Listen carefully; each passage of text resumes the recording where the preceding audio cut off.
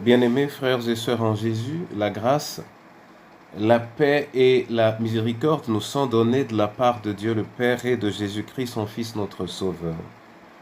Amen. Pour notre méditation de ce jour, nous allons lire dans le livre des Psaumes, le Psaume 129. Mais avant la lecture, chantons à la gloire de notre Dieu le cantique tel que je suis, sans rien à moi. C'est le 124 dans Chant de victoire. Tel que je suis, sans rien à moi, sinon ton sang versé pour moi, et ta voix qui m'appelle, à toi, agneau de Dieu, je viens. Je viens, tel que je suis bien vacillant, en proie au doute à chaque instant, lutte dehors, crainte dedans, agneau de Dieu, je viens. Je viens, tel que je suis, ton cœur est prêt à prendre le mien tel qu'il est, pour tout changer, sauveur, parfait agneau de Dieu, je viens. Je viens, tel que je suis, ton grand amour à tout pardonner sans retour. Je veux être à toi dès ce jour, agneau de Dieu, je viens, je viens. Alléluia. 129, psaume de David, cantique des degrés. Ils m'ont assez opprimé dès ma jeunesse, qu'Israël le dise. Ils m'ont assez opprimé dès ma jeunesse, mais ils ne m'ont pas vaincu.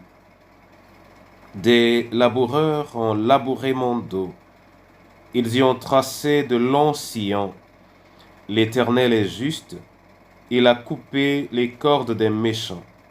Qu'ils soient confondus et qu'ils reculent, tous ceux qui haïssent Sion. Qu'ils soient comme l'herbe des toits, qui sèche avant qu'on l'arrache. Le moissonneur n'en remplit point sa main. Celui qui lit les gerbes n'en charge point son bras. Et les passants ne disent point que la bénédiction de l'Éternel soit sur vous. Nous vous bénissons au nom de l'Éternel. Amen. Frères et sœurs en Jésus, le psaume 129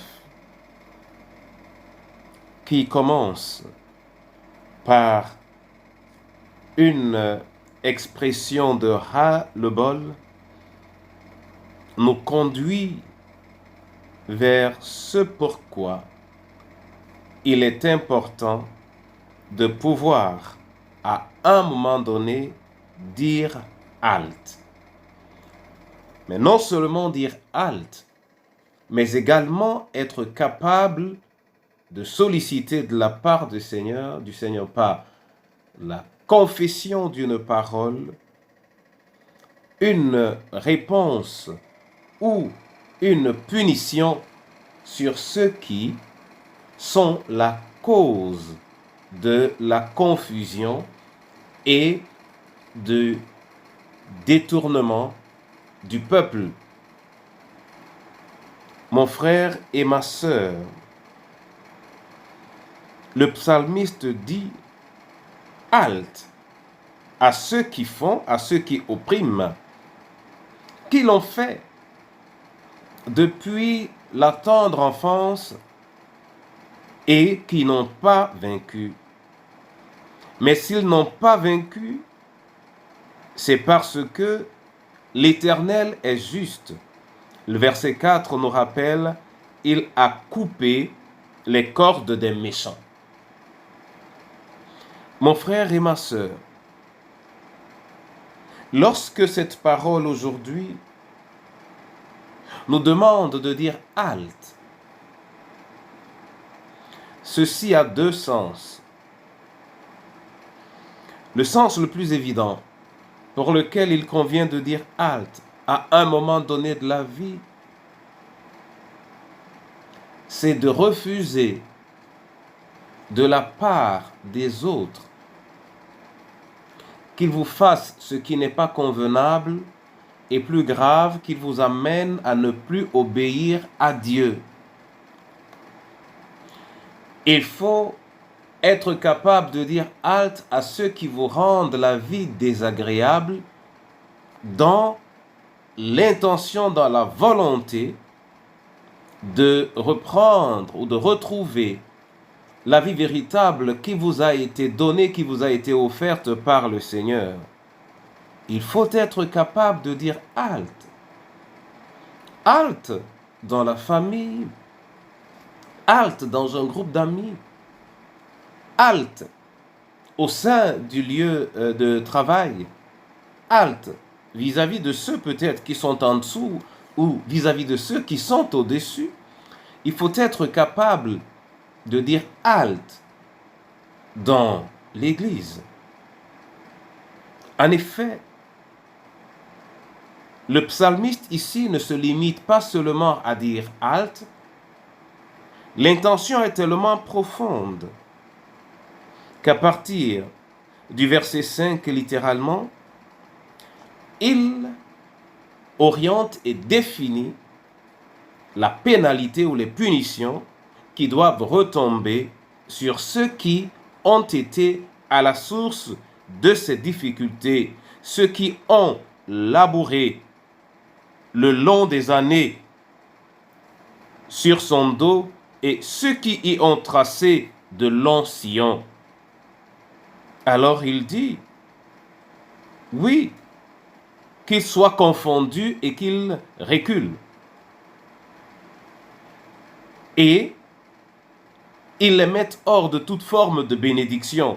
D'après le verset 8, les passants ne diront pas d'eux qu'ils sont bénis. Pourquoi? Parce que le produit même de leur labeur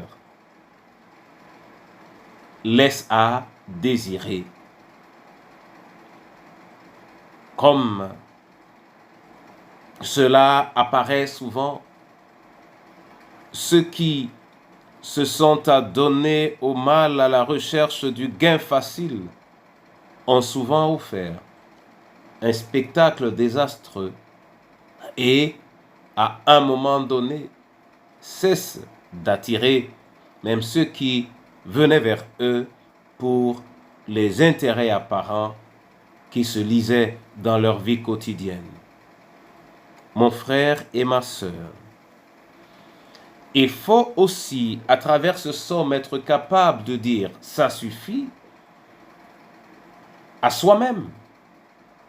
Lorsque dans notre marche chrétienne ou dans notre vie, nous nous rendons compte que nous avons marché longtemps loin de l'Éternel, nous avons marché avec insistance contre la volonté de l'Éternel, il faut à un moment donné pouvoir se dire à soi-même « halte », pouvoir se dire à soi-même « ça suffit ». Afin de pouvoir revenir à la vie, et il n'est jamais trop tard pour un « ça suffit » de cette nature. Quel que soit le moment où on décide de dire à Dieu « Père, ici je m'arrête, je cesse de marcher sur le chemin qui ne me conduit pas à la vie », la main de l'Éternel est tout à côté pour nous redonner vie, pour redonner vie à cette branche asséchée qui ne connaissait plus l'humidité de l'eau.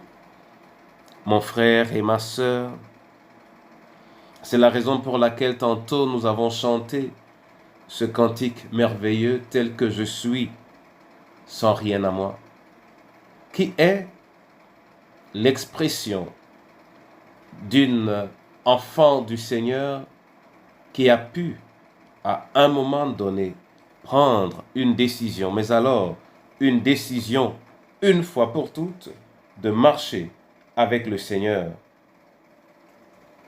En effet, notre sœur était dans des difficultés réelles et dans des souillures profondes, mais a vu l'éclat de la lumière de l'Éternel et a dit, je viens. Aujourd'hui aussi, que le Seigneur nous accorde la grâce pour ce que nous avons fait jusque-là, pour ce que nous avons gardé, peut-être dans l'intention de reprendre plus tard, dire à l'Éternel, ce n'est pas bon, nous nous arrêtons là, pour nous, ça suffit. Ça suffit, je ne veux plus mentir. Ça suffit, je ne veux plus jouir des biens mal acquis. Ça suffit, je ne veux plus salir l'image de mon frère et de ma sœur, parce que ce n'est pas sa saleté qui me rend propre. Ça suffit. Je décide de ne plus mener une vie désagréable au Seigneur.